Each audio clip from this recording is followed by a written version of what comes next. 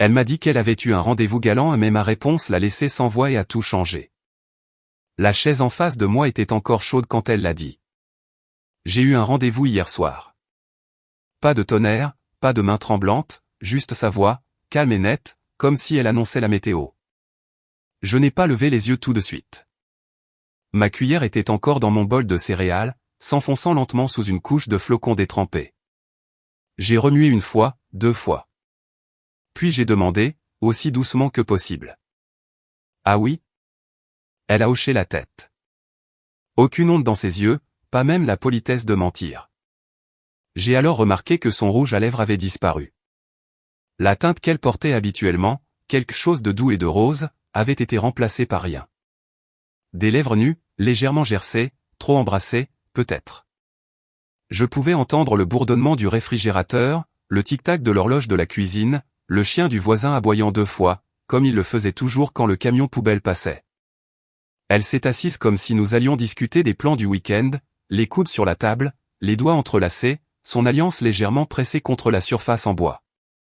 Je voulais ressentir quelque chose de différent.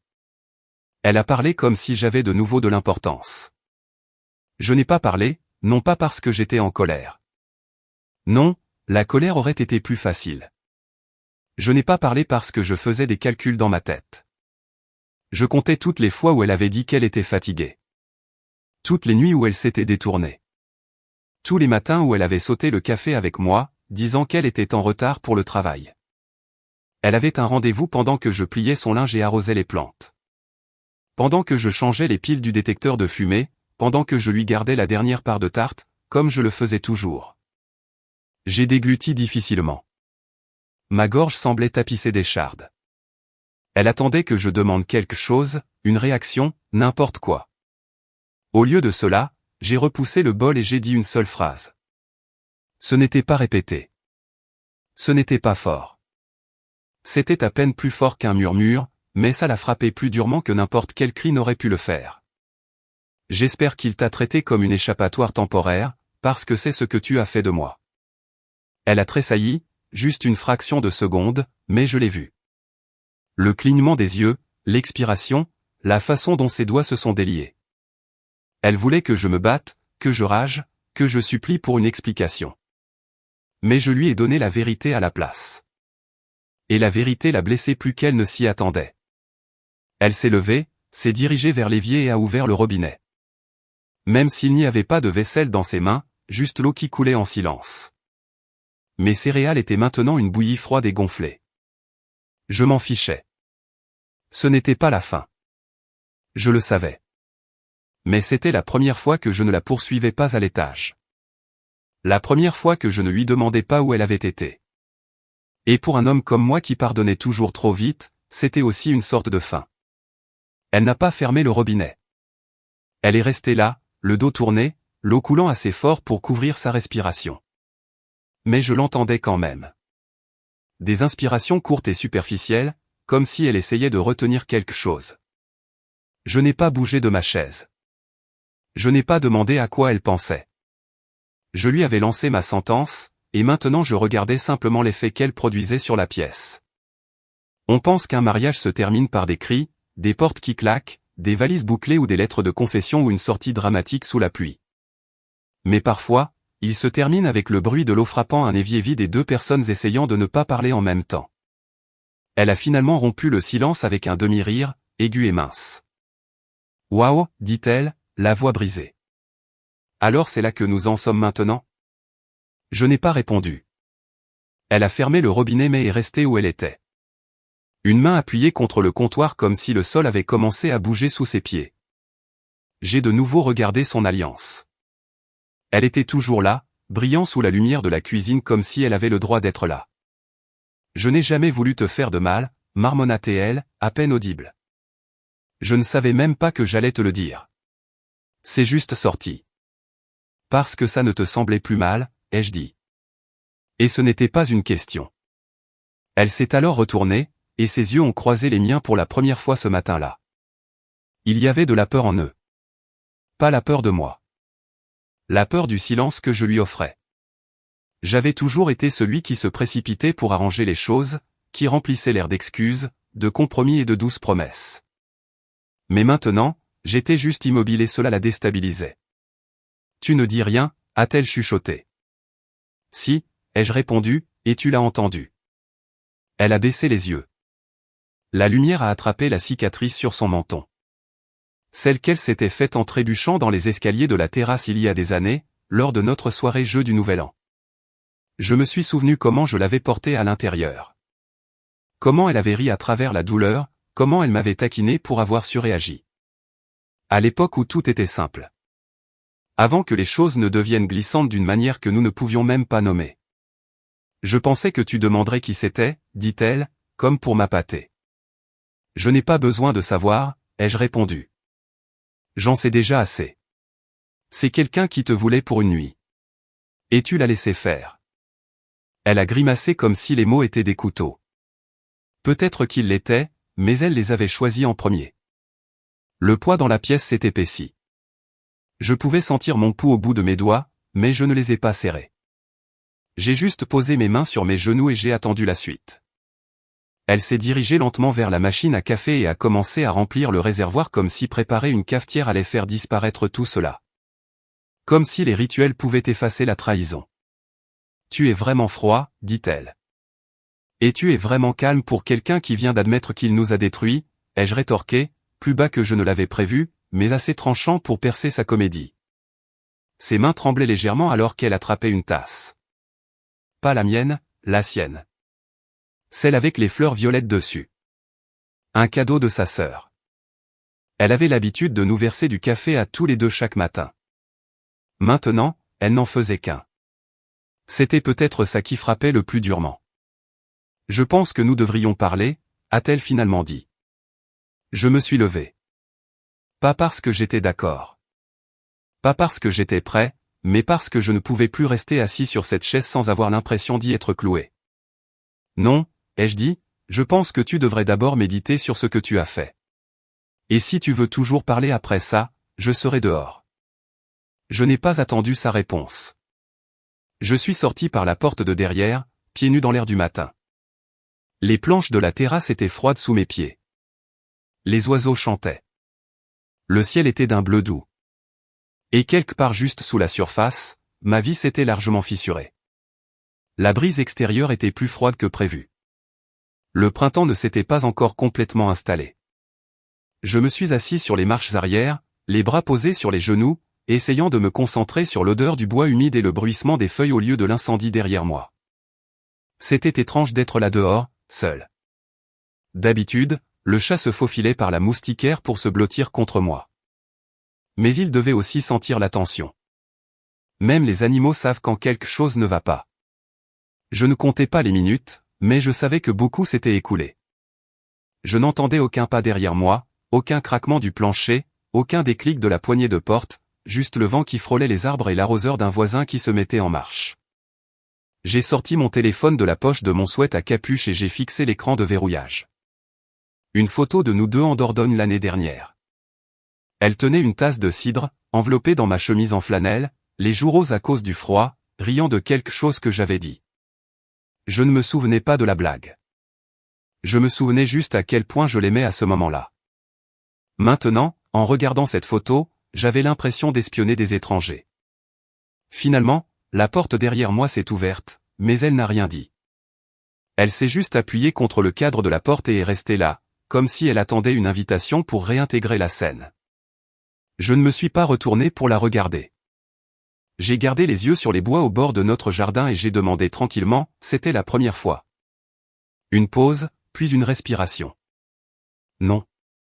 Et avec ce seul mot, quelque chose s'est décroché en moi. Je n'ai pas eu le souffle coupé. Je n'ai pas pleuré. J'ai juste hoché la tête une fois.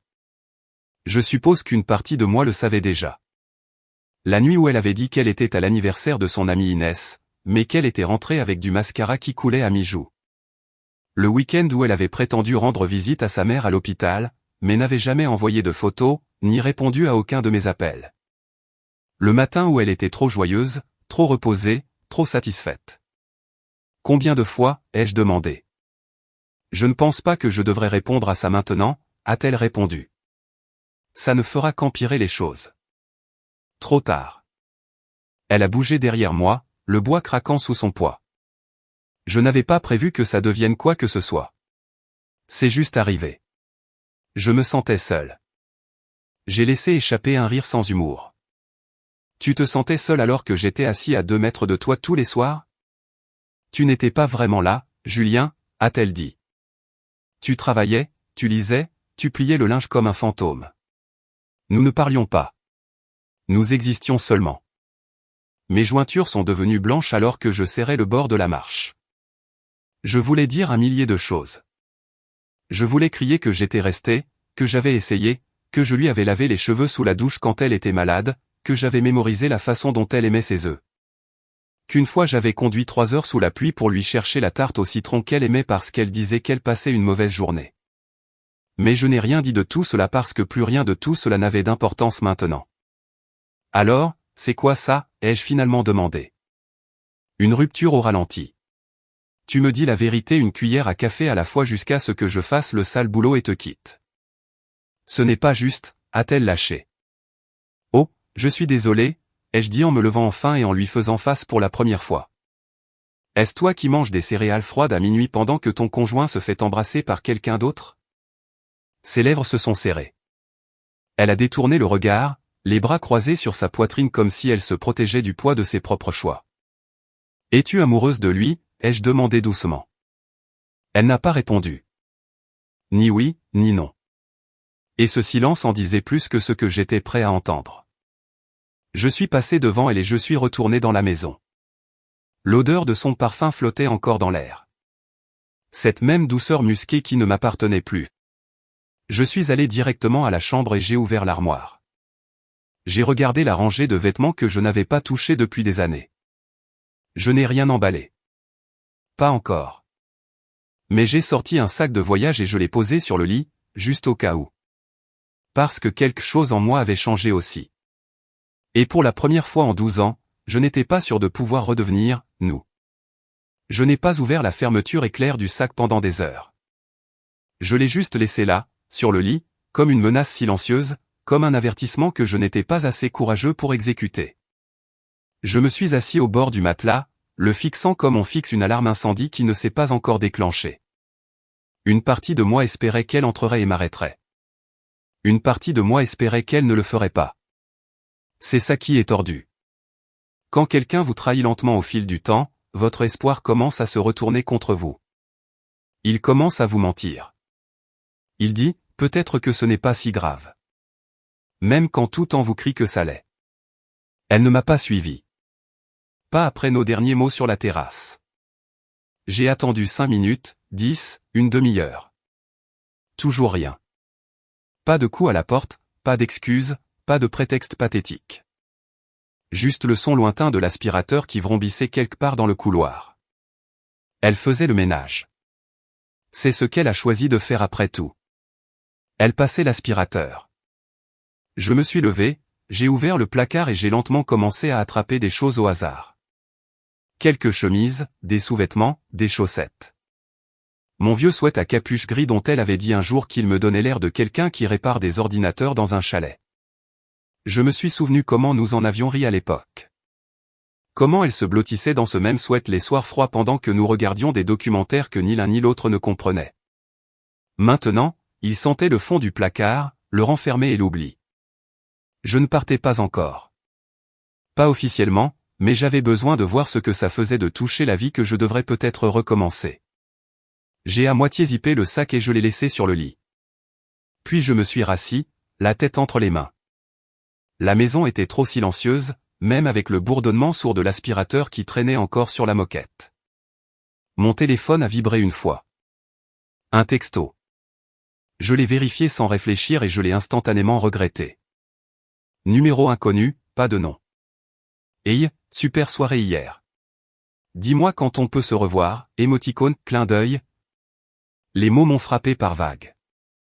Au début, j'étais engourdi. Puis je les ai relus, plus lentement. L'emoji à la fin ressemblait à un couteau en plastique de dessin animé. Je n'ai pas eu besoin de demander qui c'était. Le message n'était pas pour moi. Elle avait oublié de le supprimer. Ou peut-être qu'elle n'avait pas oublié. Peut-être qu'elle s'en fichait. Ou pire, peut-être qu'elle pensait que je n'aurais pas le cran de vérifier. Je n'ai pas répondu. Je ne le lui ai pas transféré. J'ai juste fixé le message pendant un long moment, puis j'ai verrouillé mon téléphone et je l'ai posé face contre table sur la table de chevet. Je suis allé dans la salle de bain, je me suis passé de l'eau sur le visage, j'ai regardé mon propre reflet. J'avais l'air vieux, pas de la manière dont les cheveux gris ou les rides vous vieillissent, mais de la manière dont le chagrin le fait, comme si quelque chose en vous avait vécu 3 vies en une seule semaine. Quand je suis sorti, je l'ai trouvée debout dans le couloir. Elle tenait un panier de linge, pieds nus, me regardant comme si elle était entrée dans la mauvaise pièce. Ses yeux sont tombés sur le sac sur le lit. « Tu pars ?» a-t-elle demandé, la voix saccadée comme si elle essayait de maintenir le mot stable. « Je ne sais pas », ai-je répondu honnêtement. Elle n'a pas bougé.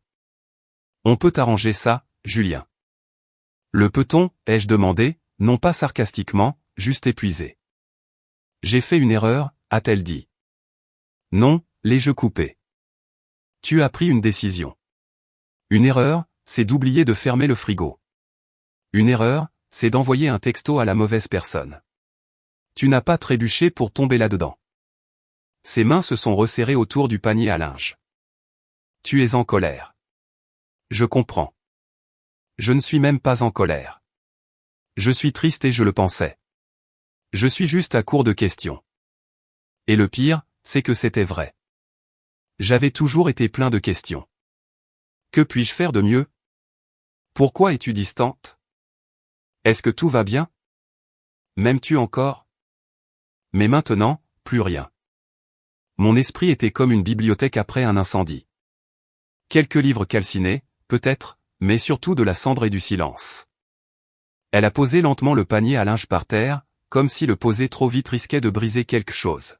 « Je n'ai jamais cessé de t'aimer », a-t-elle dit. Mais le moment était déjà passé. Je suis passé devant elle, j'ai descendu les escaliers jusqu'à la cuisine. J'ai versé un verre d'eau, je l'ai bu trop vite. Mes mains tremblaient. Je ne voulais pas faire mes valises. Je ne voulais pas dormir dans ma voiture. Je ne voulais pas dire à ma famille que la femme que j'adorais avait trouvé du réconfort dans le lit d'un étranger. Je ne voulais rien de tout cela, mais je voulais encore moins rester dans une maison où la vérité était devenue un bruit de fond. Et pour la première fois, j'ai réalisé quelque chose de bien plus effrayant que la trahison. Elle n'avait pas peur de me perdre, pas même un peu. Le lendemain matin n'a pas été bruyant. Il n'a pas été dramatique. Il a simplement existé. La lumière entrait par la fenêtre de la cuisine comme elle le faisait toujours, douce et brumeuse. L'odeur de café infusé flottait dans l'air, mais je n'en avais pas fait. Je ne m'étais même pas couché, pour être honnête. J'avais passé la nuit sur le canapé à regarder le plafond, à écouter les craquements occasionnels des pas au-dessus de moi. Qu'elle fasse les 100 pas ou qu'elle ne puisse pas dormir, je ne savais pas. Je n'ai pas demandé. Je suis resté assis là pendant que le soleil se levait, blotti sous une vieille couverture que nous nous disputions pendant les soirées cinéma. Son parfum persistait encore faiblement sur le tissu. Je détestais remarquer ça. Je détestais qu'une partie de moi veuille encore croire que cela signifiait quelque chose. Finalement, je me suis levé et je suis allé au garage. Sans raison particulière, pas pour prendre des outils ou réparer quelque chose. J'avais juste besoin d'être loin de toutes les pièces où sa voix avait de l'importance. J'ai enjambé des cartons, du matériel de camping inutilisé et de vieux cadres que nous n'avions jamais accrochés. C'est là que je l'ai vu, coincé derrière une pile de manteaux d'hiver et une lampe cassée. Une boîte à souvenirs en bois, que je n'avais pas vue depuis des années. C'était la sienne. J'ai reconnu le couvercle rayé, le petit fermoir en argent. Je me souviens quand elle l'avait eu, une de ces trouvailles de brocante qu'elle adorait. Elle y gardait des notes, des cartes postales, des talons de billets, des reçus de dîner qui comptaient. C'était censé être notre boîte à souvenirs, mais elle était restée fermée si longtemps que j'avais oublié son existence. Je me suis agenouillé, j'ai essuyé la poussière du dessus et j'ai hésité avant de l'ouvrir. À l'intérieur, c'était toujours propre, toujours organisé de cette manière chaotique et belle qu'elle avait de tout faire. De petites enveloppes, des serviettes en papier plié, une fleur séchée, des mots que je lui avais écrits sur des pense-bêtes. Le genre de choses qui, si on n'en faisait pas partie, semblerait sans importance. Mais pour nous, c'était tout. Et là, enfoui sous une pile de vieilles photos, il y avait quelque chose que je n'attendais pas. Une carte clé d'hôtel, en plastique blanc, sans logo, juste un numéro de chambre écrit à l'encre. 217. Il n'y avait pas de date, pas de nom, juste ça. Mon estomac s'est noué. Ça aurait pu dater d'il y a des années. Ça aurait pu être anodin. Mais à ce moment-là, en la tenant dans ma main, tout ce que j'entendais était sa voix de la veille. J'ai eu un rendez-vous hier soir, et je savais qu'elle n'était pas seulement allée dîner. Elle était allée là-bas. Je suis resté dans ce garage avec la carte clé dans une main et un millier de questions qui encombraient mes poumons.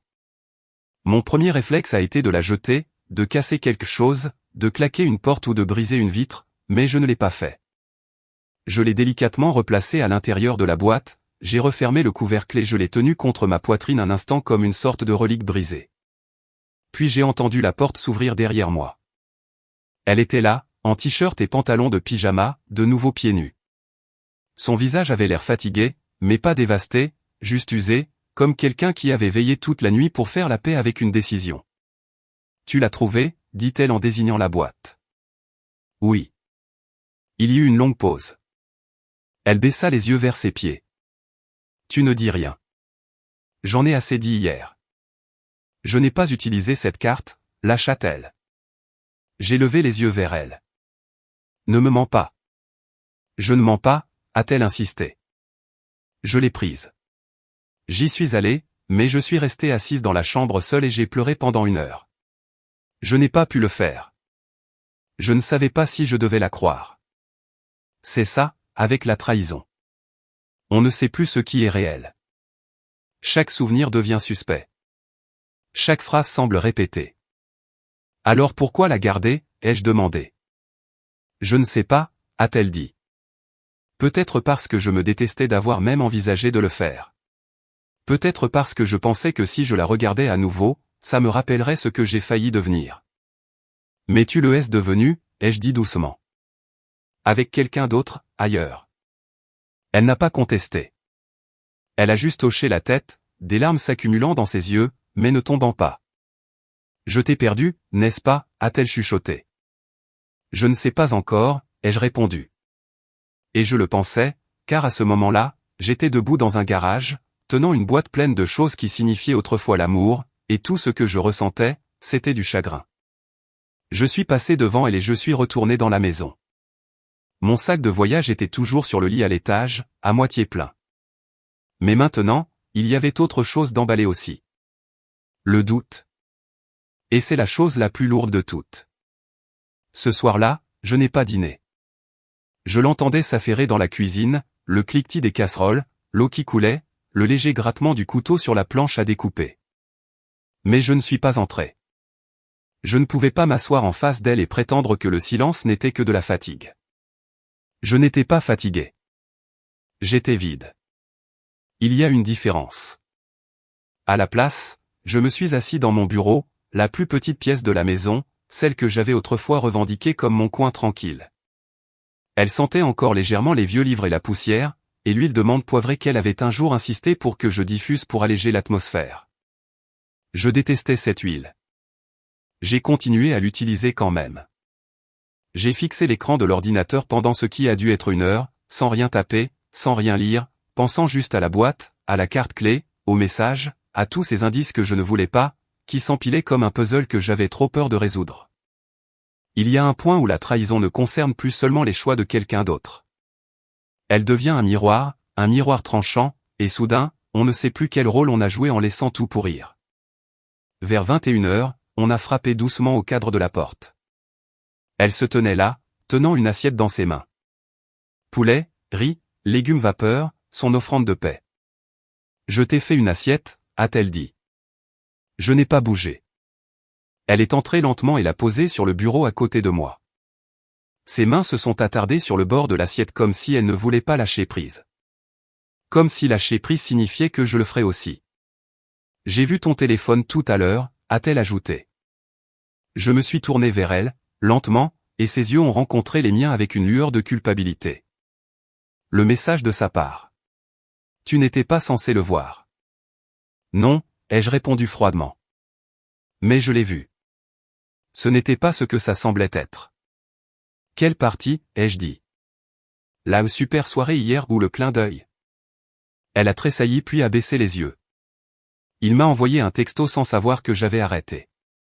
Avais-tu arrêté, ai-je demandé. Je le jure, a-t-elle dit.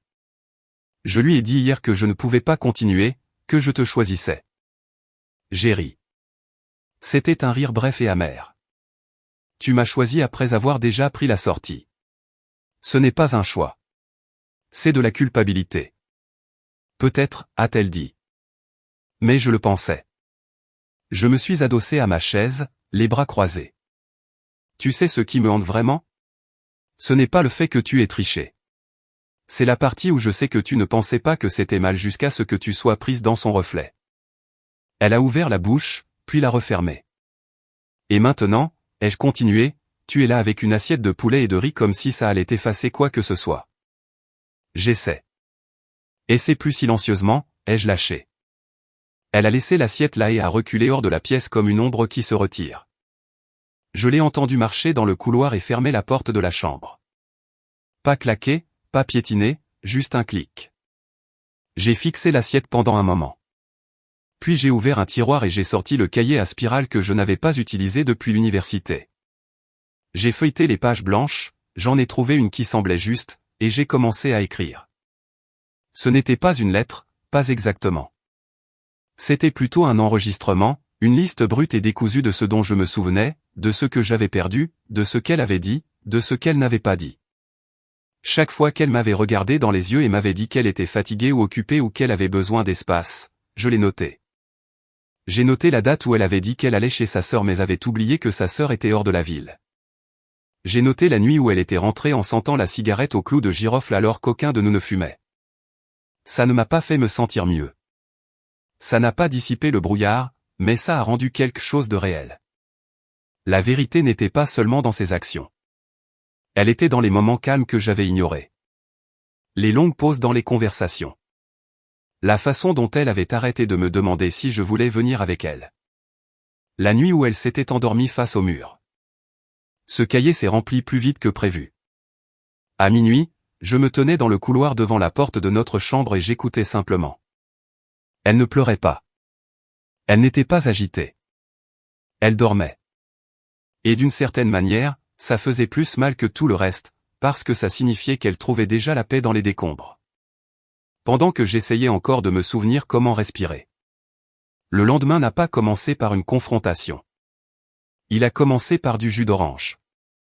Je suis entré dans la cuisine à 8h11, toujours dans mon t-shirt froissé, les cheveux en bataille d'un côté, m'attendant à moitié à la voir déjà partie. Mais elle ne l'était pas. Elle était là, debout au comptoir en silence, versant un verre de jus d'orange comme si nous étions de retour en 2017, comme si les 3 derniers jours n'avaient pas eu lieu. Elle n'a même pas sourcillé quand je suis entré. Elle n'a pas dit bonjour ou comment as-tu dormi? Elle m'a juste tendu le verre sans un mot, comme si nous étions des collègues dans la cuisine partagée d'un bureau. Cela m'a plus stupéfait que tout. Je l'ai pris. Mes doigts ont touché les siens. Aucun de nous n'a réagi. Ce contact signifiait tout autrefois. Maintenant, c'était comme une transaction. Je l'ai regardé remettre la brique dans le frigo, resserrant le bouchon comme si la précision pouvait la faire paraître innocente. Je me suis éclairci la gorge. Tu vas vraiment faire comme si tout allait bien? Elle a fermé le frigo mais ne m'a pas regardé. Que veux-tu que je dise, Julien? Je veux savoir quand tu as arrêté d'avoir peur de me mentir, ai-je dit. Quand suis-je devenu cette personne? Celle à qui tu pouvais mentir et dormir à côté comme si ça n'avait pas d'importance. Elle s'est appuyée sur le comptoir, les bras croisés. Je ne sais pas. Peut-être quand j'ai réalisé que tu ne partirais pas, quoi que je fasse. Ça m'a arrêté net. C'était la chose la plus honnête qu'elle ait dite depuis des semaines. Et c'était comme si elle m'avait donné un coup de poing dans les poumons. Mes oreilles ont sifflé. Tu penses que c'est de la force, ai-je demandé. Tu penses que rester signifiait que je ne te voyais pas t'éloigner? Je pense que rester signifiait que tu étais plus à l'aise avec l'image de nous qu'avec la réalité, a-t-elle dit. L'image, ai-je répété, stupéfait. Tu veux dire la vie que nous avons construite? Les nuits où nous restions debout à manger des céréales en riant devant des films stupides?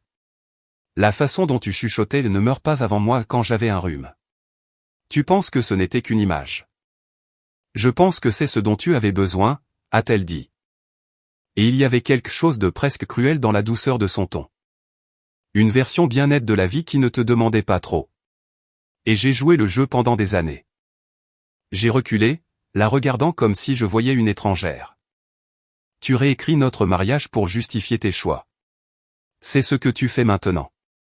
Tu n'expliques pas. Tu fais du rebranding. Appelle ça comme tu veux, a-t-elle dit. Mais je me noyais, Julien. Et tu étais trop occupé à documenter le papier peint pour le remarquer. Ça a fait mal parce que ce n'était pas entièrement faux. Il y a eu des moments, des semaines même, où je me suis laissé porter, où j'ai laissé les routines devenir notre rythme. J'ai arrêté de lui demander de quoi elle rêvait. J'ai arrêté de tendre la main de l'autre côté du lit au milieu de la nuit juste pour sentir les battements de son cœur. Je m'étais convaincu que le confort suffisait. Mais le confort ne vous sauve pas du feu. Il ne fait que ralentir la combustion. J'ai posé le verre. Je vais rester chez mon frère quelques jours. Elle a cligné des yeux. Ça l'a prise au dépourvu. Juste assez longtemps pour entendre ma propre voix à nouveau, ai-je dit. En ce moment, j'ai l'impression que la tienne vit dans ma tête, réécrivant chaque souvenir que je pensais sacré. Ne fais pas ça, a-t-elle chuchoté. Mais elle n'a pas fait un pas en avant. Elle n'a pas tendu la main vers moi. Elle n'a pas pleuré. Et c'est à ce moment-là que j'ai su. Elle voulait que je parte en premier. Elle ne voulait pas être celle qui mettait fin à tout. Elle voulait mettre le feu à la maison, mais être la dernière à sortir, en tenant un seau d'eau pour pouvoir prétendre qu'elle avait essayé. J'ai fait mes bagages avant midi. Pas tout, juste ce dont j'avais besoin pour me sentir humain pendant quelques jours. Quelques vêtements, ma brosse à dents, le cahier que j'avais rempli de chaque fragment de cet effondrement. J'ai laissé mon alliance dans le tiroir près du lit. Pas comme une déclaration, juste parce que ça ne me semblait pas juste de la garder. Plus maintenant. Alors que je me dirigeais vers la porte d'entrée, elle était assise sur le canapé, les jambes croisées, fixant la télévision qui n'était pas allumée. Elle n'a pas levé les yeux, même pas quand j'ai tourné la poignée. Je suis resté là un dernier instant, attendant à moitié qu'elle dise quelque chose, n'importe quoi. Mais tout ce qu'elle a dit, c'est « tu m'enverras un texto quand tu seras arrivé ». Et j'ai fait quelque chose dont je n'étais pas fier. J'ai fermé la porte sans répondre. Je n'ai pas pleuré en quittant la maison. Pas pendant le trajet. Pas quand je me suis garé devant l'appartement de mon frère Thomas avec le sac de voyage sur le siège passager comme un témoin silencieux de tout ce que je ne pouvais pas dire à voix haute. Je suis resté dans la voiture pendant 10 minutes, moteur éteint, écoutant le tic-tac du tableau de bord pendant que le métal refroidissait. Mes paumes étaient moites. Ma gorge me faisait mal, mais je n'ai pas pleuré. Thomas a ouvert la porte en pantalon de jogging et en vieux t-shirt et m'a lancé un regard qui disait qu'il savait déjà tout. C'est comme ça avec les frères. Pas besoin de beaucoup parler.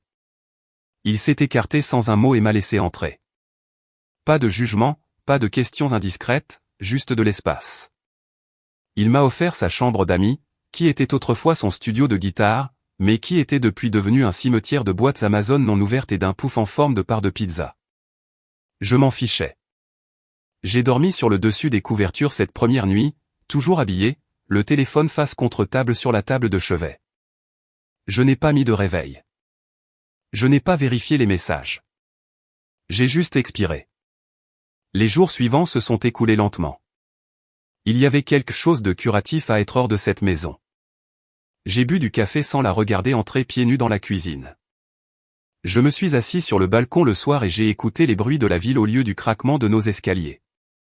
Je n'ai pas écrit dans le cahier. Je n'en avais pas besoin. Pour la première fois depuis ce qui semblait être des mois, mon esprit n'était pas encombré. Thomas n'a pas posé de questions avant le 3e jour. Il m'a juste tendu un croque-monsieur et a dit « Alors, comment vont les décombres ?» J'ai ri.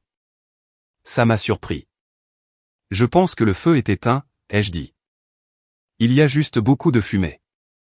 Tu vas reconstruire, a-t-il demandé. Je ne sais pas encore, ai-je dit. Mais je ne retournerai pas dans une maison qui sent encore l'essence. Il a hoché la tête en mâchant. C'est juste. Et puis plus tard dans la soirée, j'ai reçu un texto. Ce n'était pas long. Juste une phrase. Je suis assise sur la terrasse arrière. Ta tasse est toujours là. J'ai fixé l'écran pendant un long moment. Puis un autre est arrivé. Je sais que j'ai tout gâché, mais j'ai nettoyé le placard aujourd'hui et j'ai pleuré quand j'ai trouvé le sweat que tu détestais et que tu portais quand même. Tu as toujours été meilleur que moi. Cette phrase a brisé quelque chose en moi d'une nouvelle manière. Pas comme avant. Pas amère, juste douce. Je n'ai pas répondu tout de suite. J'ai laissé la nuit passer. Je me suis permis de dormir. Et le matin, je suis rentré. Non pas parce que tout était réparé, non pas parce que je lui avais pardonné, mais parce que j'avais besoin de voir si le silence entre nous avait changé. Elle était sur la terrasse, les genoux ramenés contre sa poitrine, les cheveux en chignon lâche, ma tasse de café ébréchée dans les mains. Elle a levé les yeux quand elle a entendu ma voiture. Elle n'a pas souri. Elle n'a pas pleuré. Elle s'est levée lentement. Et je jure qu'à ce moment précis, je l'ai vue, vraiment vue, pour la première fois depuis des mois. Non pas comme la version que j'avais besoin qu'elle soit. Non pas comme la femme qui m'avait trahi, mais comme quelqu'un debout jusqu'aux genoux dans le regret, essayant de trouver comment survivre à travers ça. Je ne te demande pas de rester, a-t-elle dit avant même que j'atteigne les marches. Je voulais juste te dire que je suis désolé. Vraiment désolé pour tout. Je sais, ai-je dit. Tu me manques, a-t-elle ajouté, la voix se brisant. Je me manque aussi, ai-je dit. Elle a hoché la tête. Tu veux entrer? Juste pour un café. J'ai hésité. Non pas parce que je n'en avais pas envie, mais parce que ça semblait trop facile. Puis elle a dit, tu n'as pas à dire quoi que ce soit. Tu ne me dois rien. J'ai juste pensé qu'on pourrait peut-être s'asseoir en silence et le laisser être calme d'une bonne manière, pas le genre qu'on avait avant. Et alors j'ai fait quelque chose que je ne m'attendais pas à faire. J'ai monté les marches.